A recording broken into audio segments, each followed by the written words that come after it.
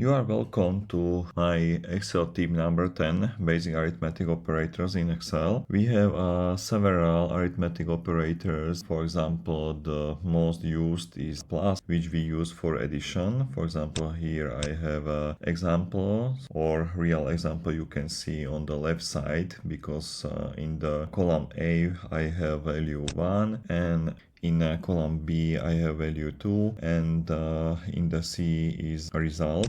For example, here in the row number 2 I have number 5, which I click double, and then it's possible to see the result of these two values, and there I use the plus. And this formula type in the following steps.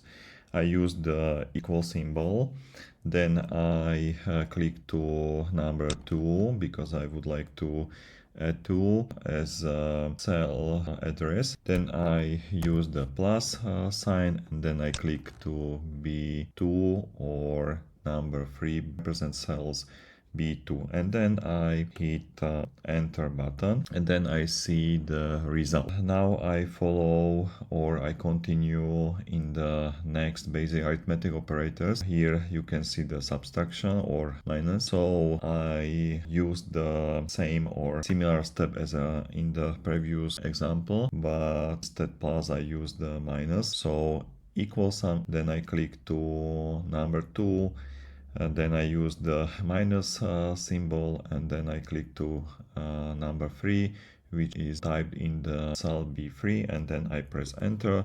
So I see the result -1, and here you can see the formula which I use: asterisk for multiplication, then I use slash for division, circumflex character for which represents power, and last number is no formula, but it is a number formatted to percentage. Number I change to percentage in this way, so I click back to general, because general is a implicit formatted value for all values, but I can change to percentage here, or I can use percentage here.